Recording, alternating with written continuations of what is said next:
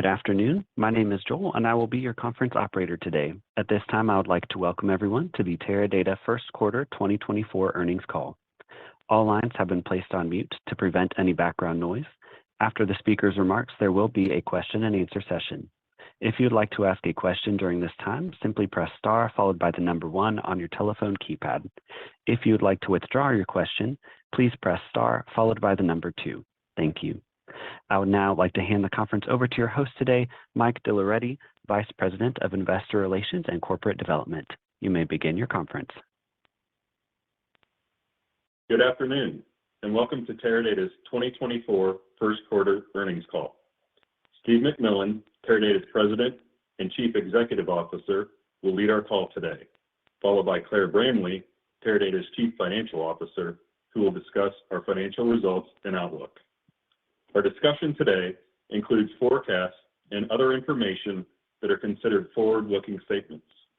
While these statements reflect our current outlook, they are subject to a number of risks and uncertainties that could cause actual results to differ materially.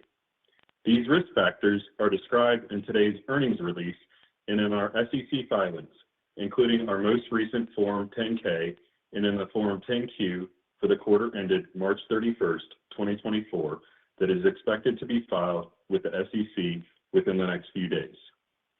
These forward-looking statements are made as of today, and we undertake no duty or obligation to update them. On today's call, we will be discussing certain non-GAAP financial measures which exclude such items as stock-based compensation expense and other special items described in our earnings release. We will also discuss other non-GAAP items such as free cash flow, constant currency comparisons, and 2024 revenue and ARR growth outlook in constant currency. Unless stated otherwise, all numbers and results discussed on today's call are on a non-GAAP basis. A reconciliation of non-GAAP to GAAP measures is included in our earnings release, which is accessible on the Investor Relations page of our website at investor.teradata.com. A replay of this conference call will be available later today on our website. And now, I will turn the call over to Steve. Thanks, Mike, and thanks everyone for joining us. Today, I will start with some comments on our quarterly results, recent changes to our leadership team, new growth initiatives, and examples of customer success. Claire will conclude with our detailed financial results and an update on our outlook. Total ARR was $1.48 billion in Q1, down 1% in constant currency. While this is within the constant currency range we provided, we're not satisfied with this result. In Q1, Teradata achieved $525 million of cloud ARR, up 36% year-over-year in constant currency. Teradata started out the year firmly focused on improving execution across the business and taking actions to improve performance, and we are continuing our work to drive better execution.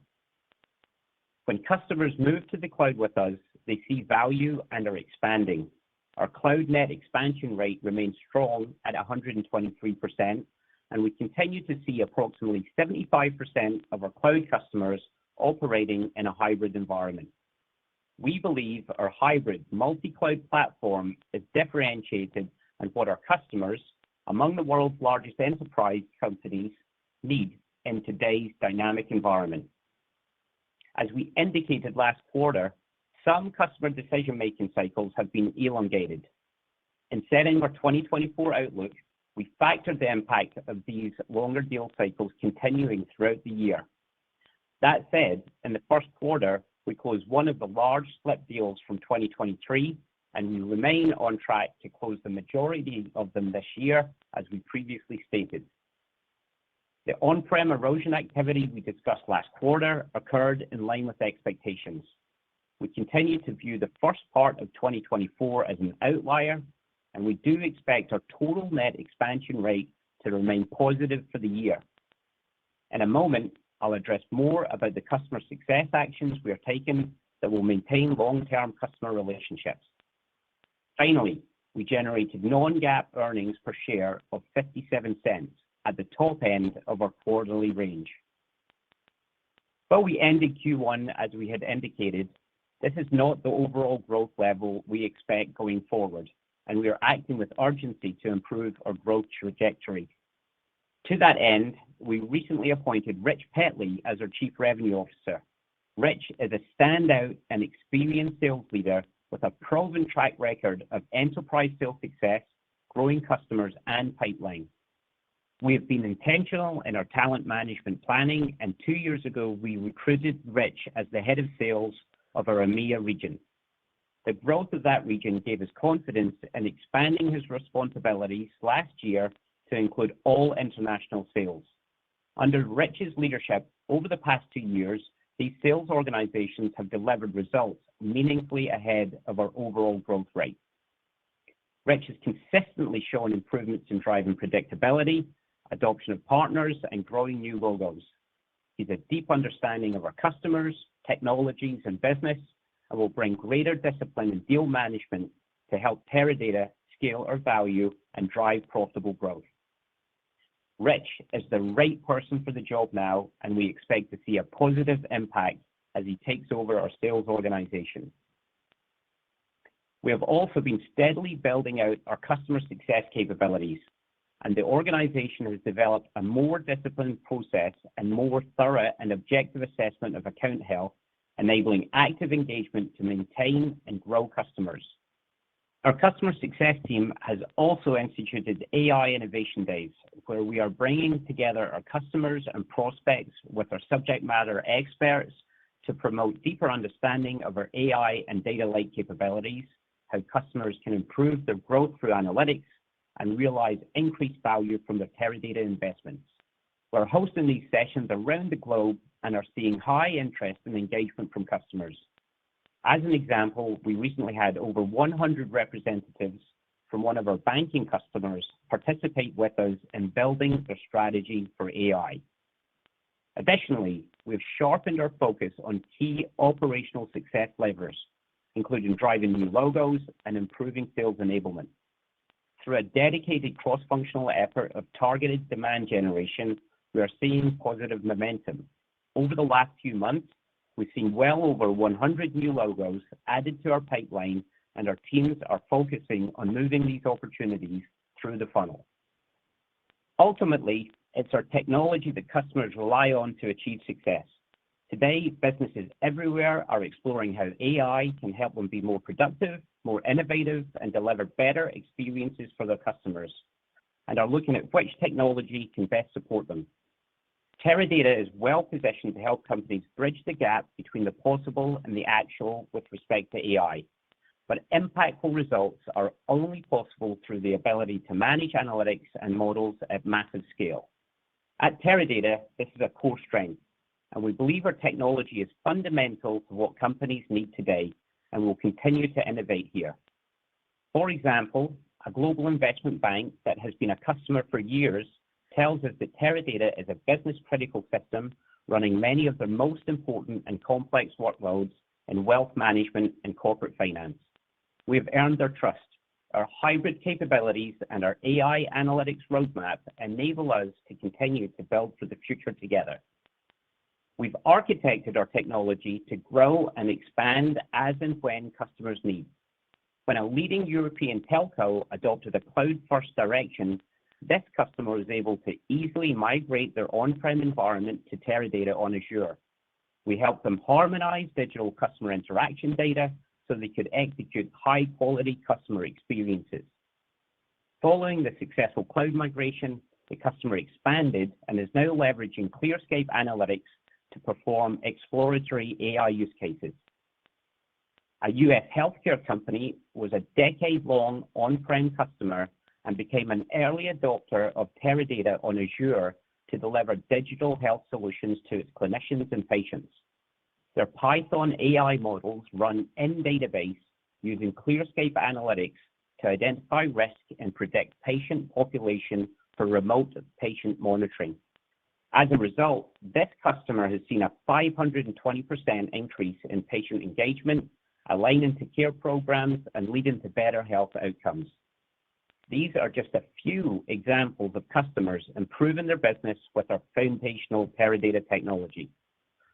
We remain committed to investing in innovation that broadens our ability to drive value for our customers and for us.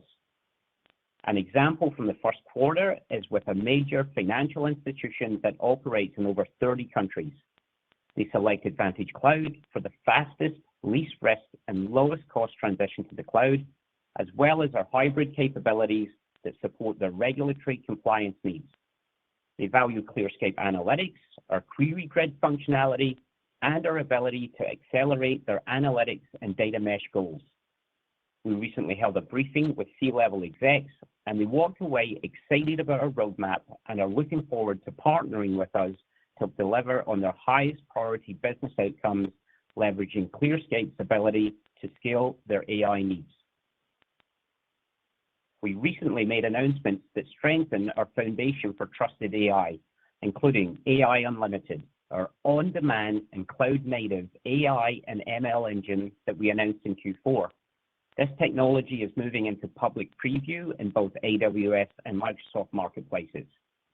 AI Unlimited is designed to enable developers, data scientists, and engineers to seamlessly explore data, conduct experiments, and operationalize AI use cases without risk to mission-critical production environments. Along with AI Unlimited, we announced support for open table formats, Apache Iceberg, and Linux Foundation Delta Lake as we work to deliver the most open and connected ecosystem for trusted AI. We see OTFs as the next round of industry disruption, this time at the storage layer. Companies are looking at OTF to allow them to store all their data in a single location at the lowest possible cost and apply the best engine for the job to the data. We believe we have the best platform with Vantage Cloud Lake and AI Unlimited. Our strength is in high performance with optimized and parallel processing of shared data, and we believe we are offering customers unparalleled choice in data management. With this announcement, we are confident that we offer the most open and connected ecosystem for OTF integration. From the private preview uses, we are already seeing AI Unlimited adding value. And one example, a major airline is exploring how AI Unlimited, coupled with ClearScape Analytics, enhances the robustness and predictive power of their models. In another, a major healthcare provider is leveraging AI Unlimited to experiment with different data sets in order to gain a better understanding of customer behavior and quality of experience. Because AI Unlimited is on demand, users can freely experiment and explore new use cases without affecting their production systems, and this sets up the opportunity for new workloads on Vantage Cloud. These announcements highlight our commitment to a fully open and connected approach that allows enterprises to employ modern data strategies to execute trusted AI at scale. Our technology leadership also continues to be acknowledged in the market. Forrester recently named us a leader in its report on Enterprise Data Fabric. The report notes that Teradata excels in data fabric and highlights our superior roadmap, which focuses on AI and large language models. It additionally acknowledges our strong partnership ecosystem that supports large, complex fabric deployments. Forrester also noted how ClearScape Analytics helped a customer achieve an impressive ROI of nearly 250%. And a new total economic impact study, Forrester found that ClearScape Analytics has enabled the organization to increase data scientist productivity and time to market as it builds ML models, thereby quickly activating, scaling, and driving results from trusted AI. We're also pleased that Teradata was named Tech Partner of the Year by FICO. Recognizing that our joint customers can quickly operationalize analytic models, including for AI, FICO also noted our jointly designed banking fraud solution that focuses on real-time payments to help stop the rise in payment fraud. I'm also proud of Teradata being named by Ethisphere as one of the world's most ethical companies for the 15th year in a row. This designation is important as it recognizes our dedication to ethical business practices in all aspects of our operations. Our technology is well positioned to benefit from the big secular growth drivers in enterprise data and analytics, AI and machine learning, cloud adoption, real-time streaming and embedded analytics, and data governance and security at scale. Over time, we firmly believe in our ability to expand our customer base in the cloud, to migrate non-cloud customers, and to attract new logos. In the near term, we expect cloud ARR and total ARR growth to re-accelerate as we progress through this year. As Claire will describe in more detail, our growth outlook for 2024 remains within the ranges we provided. Importantly, as shareholders expect, we are focused not only on the top line, but also on profitability, protecting and growing our free cash flow and on return of capital. We will continue to invest in our technology differentiation, and we are equally committed to achieving our margin, free cash flow, and capital return targets. I will now turn the call over to Claire. Thank you, Steve, and good afternoon, everyone. In the first quarter, cloud ARR growth remained healthy at 36% year-over-year in constant currency, supported by a cloud net expansion rate of 123%. Even though Q1 is traditionally our lowest growth quarter, the sequential growth from migration and expansion activity was slightly below expectations. As we expected in the first quarter, we had a sequential decline of total ARR, driven by specific on-prem erosions. The total ARR decreased by $76 million on a constant currency basis, within the range we provided in February of 4 to 5%. The impact from currency was 1 percentage point. Let me now share more details on our quarterly financial results, starting with revenue. First quarter recurring revenue was $388 million, flat as reported and 1% growth year-over-year in constant currency. We saw strong growth in cloud revenue, offset by headwinds from upfront revenue, the anticipated on-prem erosions, and currency. Net upfront revenue was a positive $22 million in the quarter versus $34 million in Q1 of last year, driving a 3-point headwind year-over-year. Recurring revenue as a percentage of total revenue was 83%. First quarter total revenue was $465 million, down 2% year-over-year as reported, and down 1% in constant currency. The year-over-year change is primarily due to lower perpetual and consulting revenue. Moving to profitability and free cash flow. We were pleased with our profitability. Total gross margin was $289 million in the quarter. Operating profit was $89 million, and operating margin was 19.1%. Both gross margin and operating margin were impacted by a higher percentage of public cloud revenue, offset in part by continued expansion in our cloud margin rate. Non-GAAP diluted earnings per share was 57 cents, at the top end of our outlook range.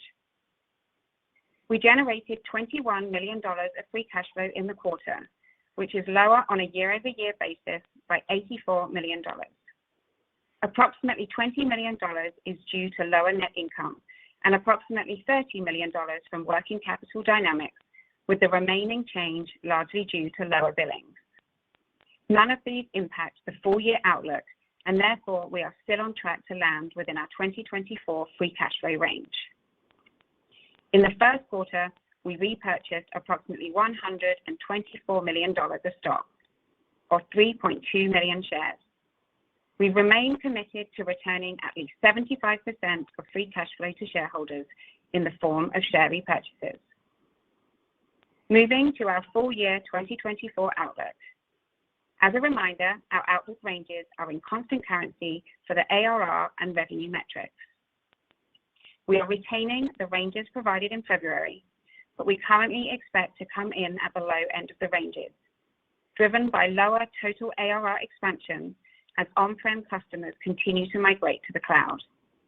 However, as it relates to cloud ARR, we remain confident in the midpoint of our range due to the strong pipeline of customers planning to migrate and expand with us in the cloud.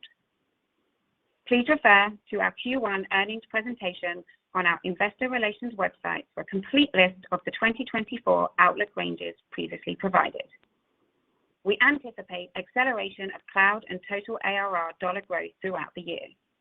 We expect the fourth quarter to be the strongest quarter and deliver 50% or more of the growth, in line with historical seasonality. We anticipate total ARR to be relatively flat from Q1 to Q2.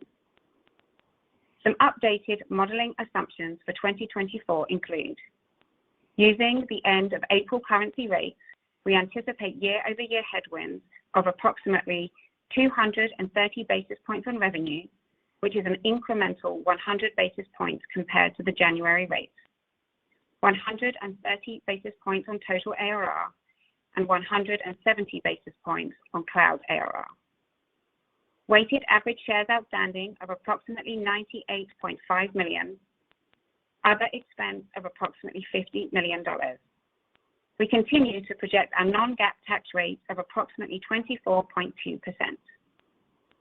Regarding our outlook for the second quarter of 2024, we anticipate non-GAAP diluted earnings per share to be in the range of 46 to 50 cents. We project the non-GAAP tax rate to be approximately 24% and the weighted average shares outstanding of 98 million.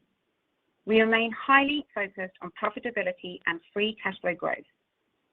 As we look to 2025 and beyond, we have multiple levers available, including top-line growth, gross margin expansion, operating expense optimization, and further working capital improvements to increase free cash flow generation. We continue to invest in areas that will drive long-term growth, including AI, demand creation, and brand perception.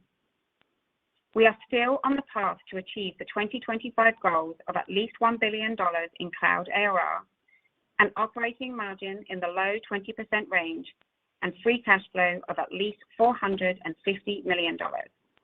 However, we expect it will take slightly longer to achieve our 2025 total ARR and revenue growth metrics.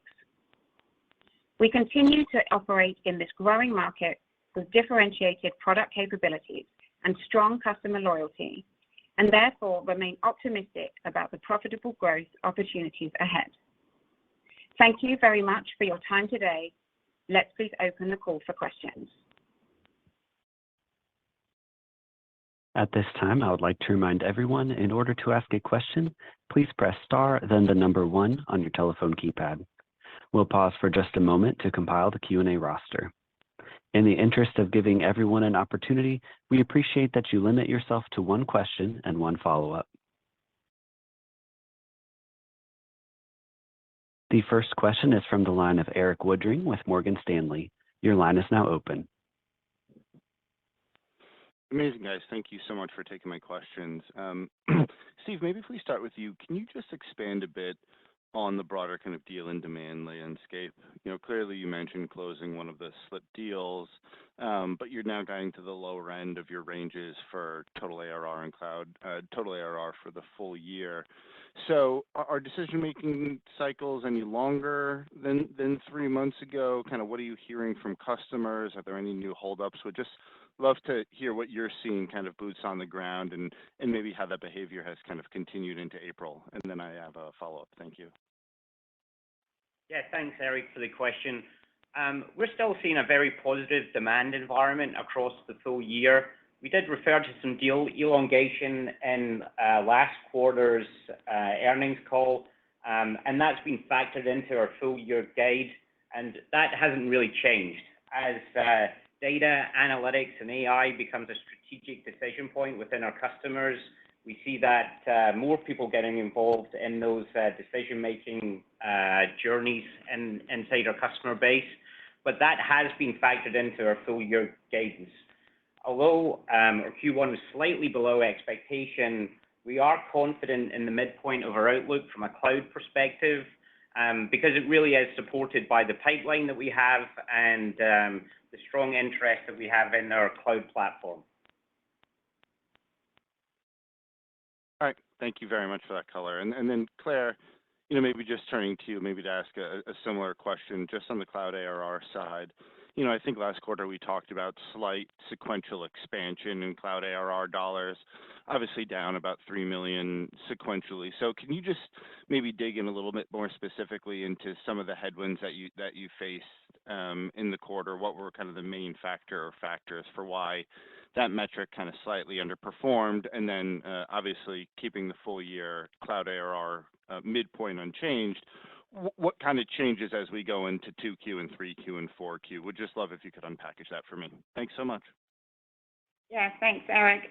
So to your point, we anticipate slight growth in constant currency is what we are expected, kind of the low single digits and mid single digits as we came into Q1.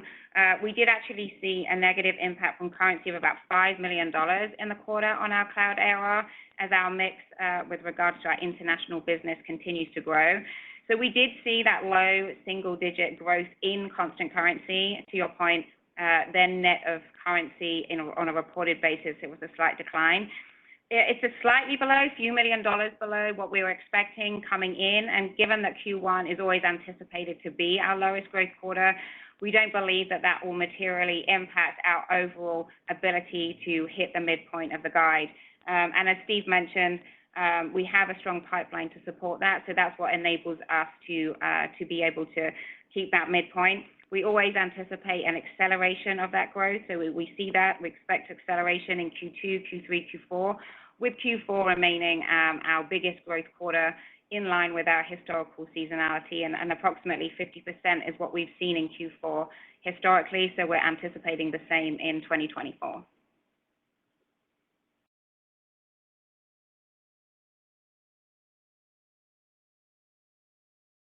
Thank you. The next question is from the line of Wamsi Mohan with Bank of America. Your line is now open. Yes, thank you so much. I was wondering maybe, Claire, just to go down this point again on public cloud ARR sequential trends. Obviously, FX you called out as an impact, but I think in your prepared statements you also said sequential growth from migration expansion activity was slightly below expectations.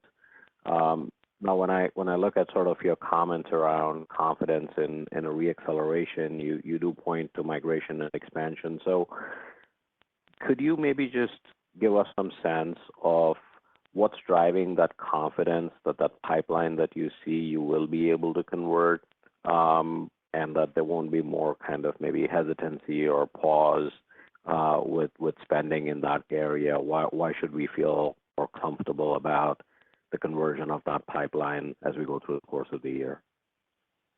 Hey, Wamsi, it's Steve. Thanks for the question. I'll take it and then hand to Claire if she's got any other color to add. I think if we take a step back, it's important to recognize that in 2023, we grew our cloud ARR faster than the broader market, and our 2024 outlook says that we're going to do the same. So we have great confidence in our business and our ability to grow cloud. A couple of things that lead us to that conclusion. One is that once customers are in the cloud with us, they tend to expand with Teradata once they've migrated, and then we're going to get the base of that cloud business growing over time, and that's going to be a more substantial impact to our overall growth rate. The other thing is we've got a great migration pipeline in terms of major enterprises migrating to the cloud with us. There's still a great recognition that we are the best path to the cloud for our customers. We're the least cost, least risk, quickest path. So that if they want to take advantage of these new AI, ML capabilities in the cloud, we're definitely the best way to do that. And I think that's building our pipeline in terms of our overall pipeline and execution. As Claire pointed out, Q4 is always our seasonally our largest quarter. We always tend to do more than 50% of our business in that Q4, but we're seeing a good pipeline as we move into the second half of the year and a good market environment to execute in. Okay, thank you, Steve. Appreciate the comments. In your prepared remarks, you also noted you've seen well over 100 new logos added to your pipeline. Can you give us some sense of sort of, where you're seeing this traction? Should we expect continued traction of net new logos? And in sort of your bridge to getting to the $1 billion, is now the new logo part any more important or any more larger size than what you had anticipated previously? Thank you so much. Yeah, we continued to win new logos in the quarter, and it was really great to see our demand generation activities put over 100 new logos added into the pipeline in the last few months.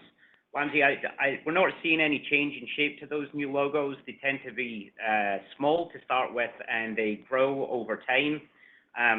If we dig into that a little bit, we've seen some great traction in our international business via partners, and we think there's a lot of lessons that we can learn there in terms of bringing that to global sales motions and using partner relationships in the Americas as an example to drive more new logos as we move forward.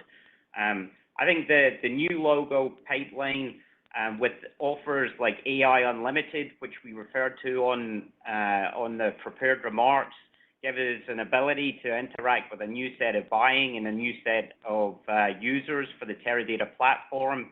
I think being one of the only ISVs with a query engine being natively integrated into the Microsoft Fabric offering is going to be really exciting in terms of generating new logos.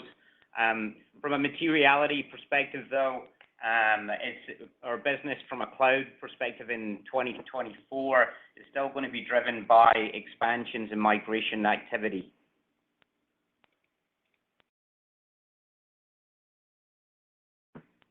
Thank you. The next question is from the line of Howard Ma with Guggenheim. Your line is now open. Great, thanks. Hi, Claire. I want to ask you about your guidance, which implies that you need to add about $200 million of a cloud ARR in about 3 quarters, and as you and Steve just mentioned, that mostly in the second half and in Q4. And so I was hoping you could comment in terms of expansion versus migration. So on the expansion side, are you expecting an acceleration in expansion rates maybe, or maybe any pricing benefits as contracts renew? And then on the migration side, should we essentially assume that subscription ARR will then be flat at best this year and then become a material contributor to cloud growth, perhaps starting next year? Yeah, thanks for the question, Howard. So just to confirm, we're not modeling an acceleration in our net expansion rate. We saw a good net expansion rate again this quarter of 123%. We continue to model approximately 120% as we model out to get to the midpoint of our 2024 guide, and also as we model out to get to the $1 billion in 2025. The rest we then would expect to come from migration.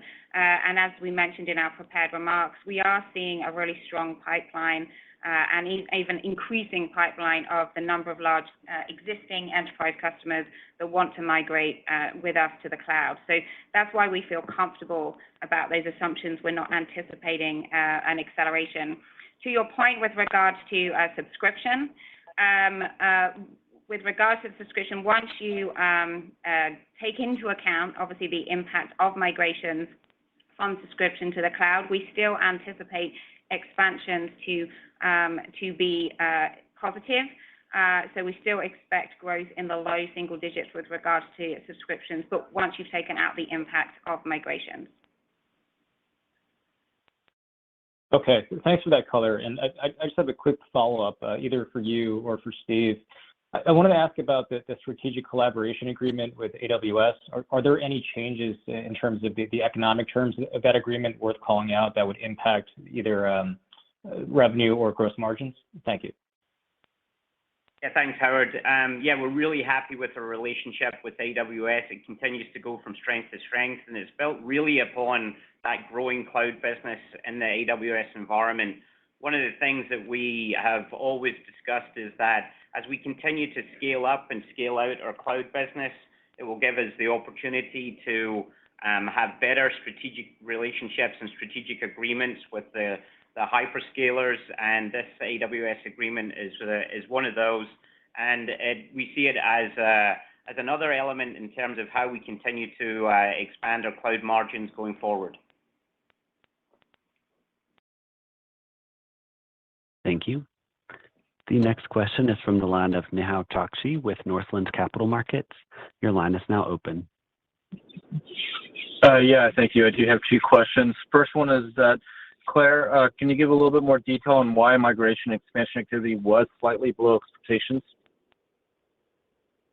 Yeah, certainly. As I mentioned, we weren't expecting a significant growth in Q1. It was slightly below our expectations by a few $1 million, and that was kind of split equally between migrations and expansions. As you can see, we do continue to see a strong net expansion rate, so that doesn't cause us any concern, and it's not anything that is we believe is going to be an issue as we accelerate our growth throughout the year. So just a few deals here and there that potentially could have we were expecting potentially to close in Q1, but no issues from an overall outlook standpoint, and no changes with regards to competitive environment or anything. So just kind of the usual puts and takes as we would see in the quarter, driving a few $1 million lower in Q1 compared to expectations. Okay, thank you for that clarification. And then sticking with you, Claire, you mentioned multiple levers give you confidence in continuing to drive free cash flow growth into calendar 25. You listed 4 levers. Which of those 4 levers do you have greatest confidence in actually, being the biggest driver, that being the top line growth, gross margin expansion, operating expense optimization, or working capital improvements? Yeah, no, actually we're kind of expecting, in terms of my confidence, I'm confident across all of those drivers. To your point, I mentioned 4, 2 of them linked to, how we can improve our operating margins. And so, as I mentioned, with regards to 2025, I have very good confidence to increase our operating margins and be in the low 20% range. And that is driven by cloud margin expansion that we continue to see as we increase our scale and size within cloud. We continue to see that margin expansion, so that gives me good confidence with that. We have great track record with regards to optimizing OpEx, especially as we grow. The top line growth is going to be driven by the continued growth we see in cloud, which gives me confidence in that. And then with regards to working capital dynamics, we have a very strong cash conversion cycle. I still see, a small opportunity with regards to improving, for example, our DSOs. They're kind of in the low 60 days range. I think we can still get a few days improvement over time in our DSOs as well. So I would say the biggest drivers do come from the operating margin expansions and top line growth, but also have great confidence across all of those drivers. Thank you. The next question is from Raimo Lenschow with Barclays. Your line is now open. Hi, this is Sheldon McMeans on for Raimo. Thanks for taking our question. I first wanted to ask about some of your newer announcements, AI Unlimited, open table format support, the expanded AWS partnership. Are any of these impacts embedded in the reacceleration and guidance, or is it more what you're seeing in your existing pipeline for existing workloads that's giving you confidence? Yeah, thank you for the question. Yeah, super excited about our announcements around AI Unlimited and support for open table formats. We really believe that it's a differentiated capability in the industry, supporting both Iceberg and Delta Lake formats from an open table format perspective. AI Unlimited is certainly a facility that's going to enable us to attract new workloads into the Teradata ecosystem and new users into the Teradata ecosystem. In terms of creating an impact or a meaningful impact to our total ARR and total cloud ARR, we see these as fueling the pipeline and acting as a catalyst for us so that we can discuss with those customers a move into Vantage Cloud offers that we have and accelerate that overall expansion of Vantage Cloud environments for existing customers, but also win those new logos. And as was pointed out, we had over 100 new logos added to the pipeline in the last few months. It's the strength of our technology and the strength of our roadmap that's enabling us to have those conversations and put across our uniquely differentiated value proposition. So really excited about the technology landscape that we have and the offers that we've made available over the last couple of months. Great, thank you. And then quick follow-up. Did the headwinds from the couple of large on-prem erosions fully play out in Q1, or is there still some impact expected to fall in Q2? And is that expected, is that why ARR is expected to be relatively flat quarter over quarter in Q2? Yeah, so from a total ARR perspective for Q1, we executed pretty much as we expected. From an overall ARR and what we saw in terms of our customer base, we will see some impacts in Q2. As we noted in last quarter's call, it's pretty consistent. There's been no change in the last 90 days in terms of the overall landscape, and we still have good faith in terms of our full year guide. Thank you. The next question is from the line of Chirag Ved with Evercore ISI. Your line is now open. Hi, thanks for taking the question, and good to hear from you. So as we continue through the initial stages of this AI cycle, many companies today want to start incorporating new GenAI capabilities, but we've heard that many of these companies don't have the modernized data stack required to support AI implementation today. I just wanted to get your thoughts on whether there was some level of data quality issue in the market overall, how companies were making inroads on addressing this, and whether you view these market dynamics as a tailwind for Teradata looking ahead. Thank you.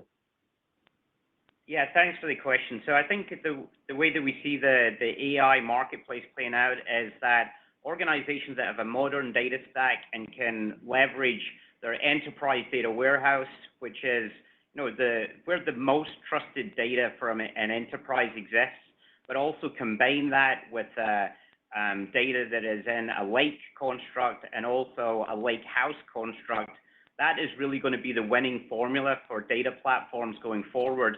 And it certainly underpins our technology strategy in terms of having a data platform with the broadest choice of deployment options.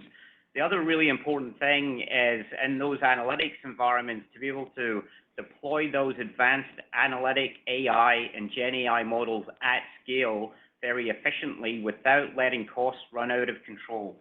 That is something, and that financial governance is something that Teradata is very accustomed to. Our platform has unique differentiated capabilities in terms of moving some of these most complex models into production at scale.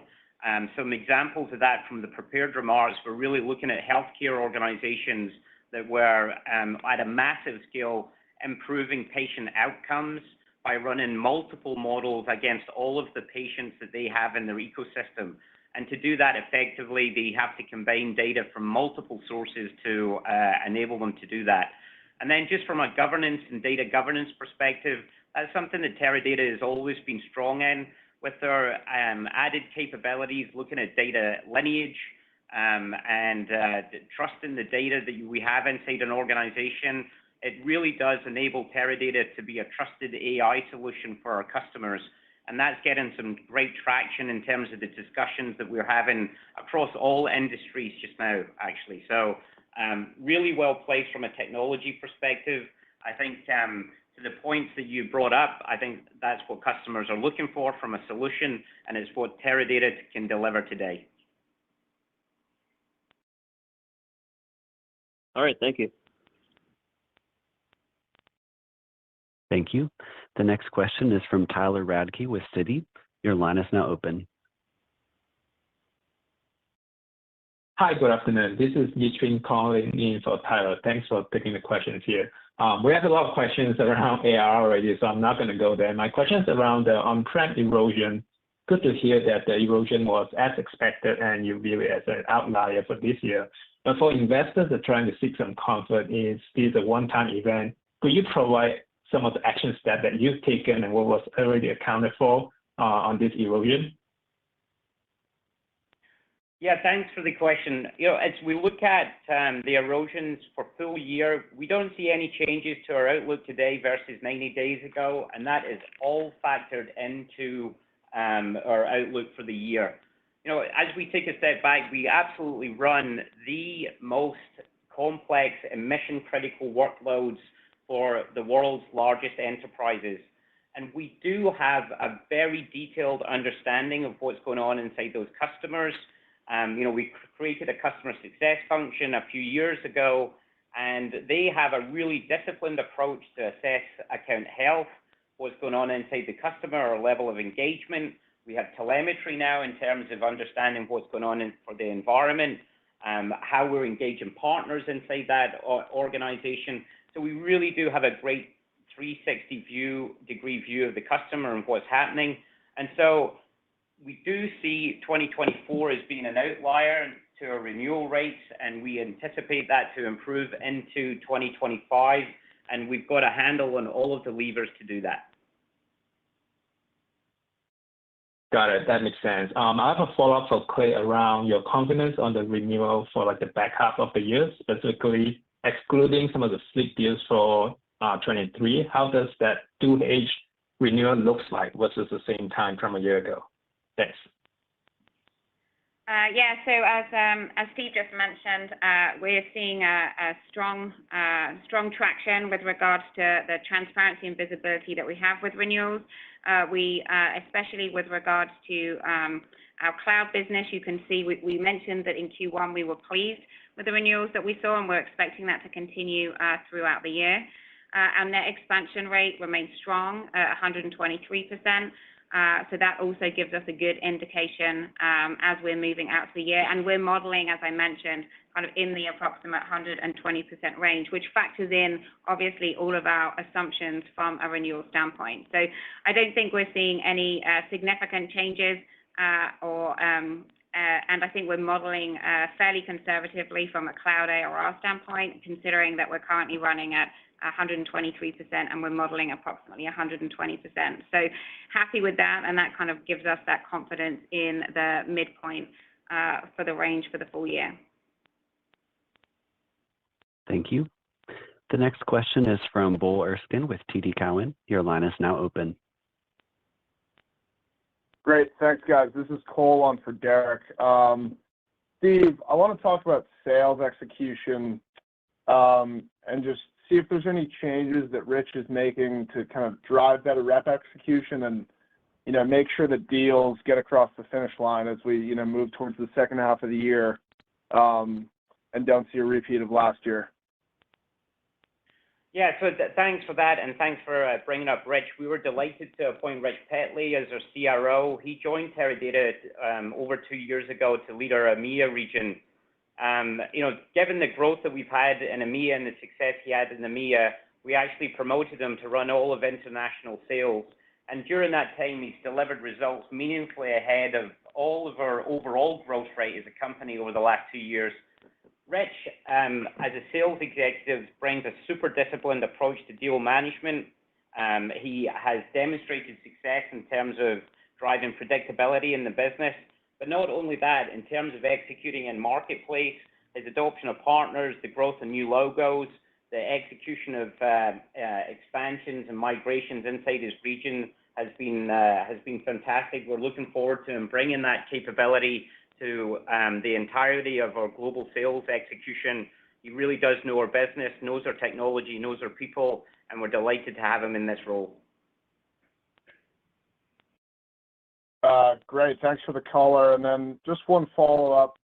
On the open table format in Iceberg, that's good to see. Do you guys anticipate any headwind on storage revenue from that?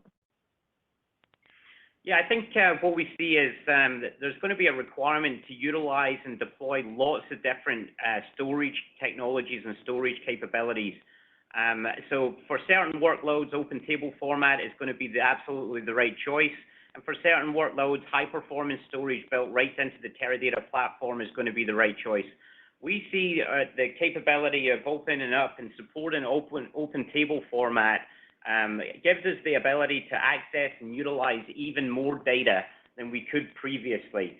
And that will drive a source of expansion for us as we move forward, as we increase the utilization of the Teradata platform to query massively more amounts of data inside our customer ecosystem.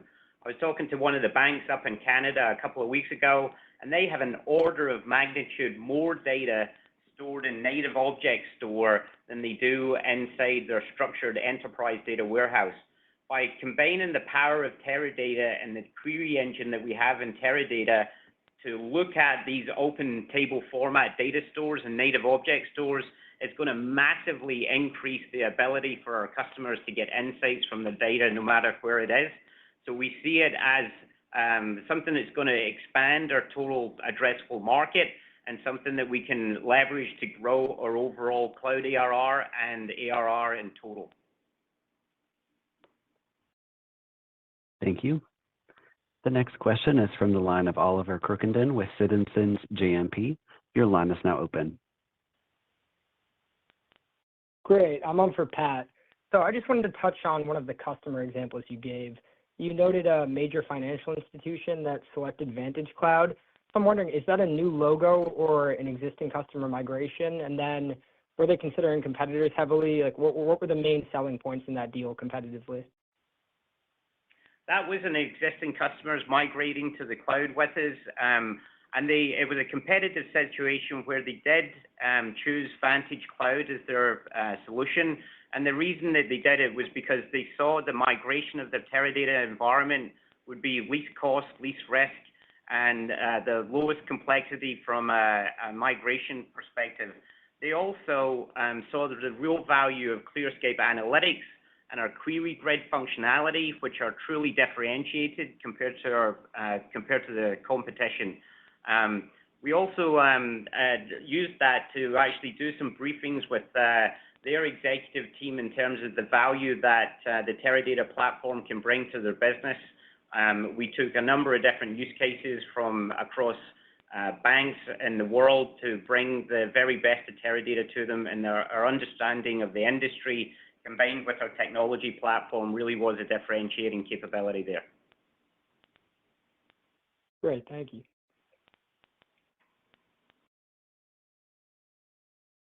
Thank you. The next question is from the line of Matt Hedberg with RBC. Your line is now open. Hey guys, this is Simran on for Matt Hedberg. Thanks for taking our question. Just one from me. I just wanted to double click on 2025 total ARR and revenue targets being pushed out. Do you still expect to achieve these targets in the back half of 2025, or could they be delayed further out? And what are the assumptions that are embedded in these targets? And then on achieving $1 billion in cloud ARR, what are you seeing in 2024 and beyond that gives you the confidence to achieve this target on time? Thanks. Yeah, thank you. I'll start with the second part of your question, and then I'll go back to the first part. So with regards to the $1 billion in cloud ARR, what we've done there is assumed, as I mentioned, a net expansion rate of approximately 120% that rolls forward from 2024 into 2025. I know we're running slightly above that, but we think it's prudent to assume approximately 120%, especially as we move out to 2025. I think given that and the fact that we have a strong pipeline in 24 and also pipeline going into 2025, a strong migration, gives us that confidence to be able to deliver the $1 billion in terms of cloud ARR. With regards to our total ARR, as I mentioned in 2024, and we're kind of expecting a similar trend in 2025, we're seeing like total ARR growth slightly lower and at the low end of our 24 guidance, and we expect this trend to continue out. And the main driver for that is because of these stronger and larger migrations from existing on-prem customers. So with that, we're kind of seeing maybe lower on-prem expansion activity, but we know that over the longer term, so as you get out from 25 and into 26, given that net expansion rate, as we migrate those on-prem customers to the cloud, that continues to give us much more growth opportunity, but looking further out into the future. So we'll see that additional expansion coming from those migrations in 24 and 25 as we progress out and exit 25 into 2026. I think the other factor to remember when you're thinking about our overall total growth rate as you look out into the future is the fact that we've always said that as cloud becomes at scale and becomes more than a 50% of our total ARR, which we expect as we exit 2025, that is going to help our growth rate accelerate and increase as we look for 26 and beyond. So that still applies, and so we're looking forward to seeing that total growth uplift from 26 and beyond. Great, thanks. Thank you. There are no further questions at this time. I would like to turn the call back over to Steve McMillan for his final remarks. Thank you very much, operator, and thank you everyone for joining us today. We're looking ahead with confidence as we build on our healthy cloud growth rate and expand our customer base in the cloud. We absolutely believe we've got a differentiated position with our enterprise scale platform for trusted AI. And as the conversation rotates to data and analytics and also about AI, we have the right solution for our customers. We're going to build on that reputation of driving value for our customers as we accelerate cloud and total ARR growth throughout the year. Thank you very much for joining us today. This concludes today's conference call. You may now disconnect.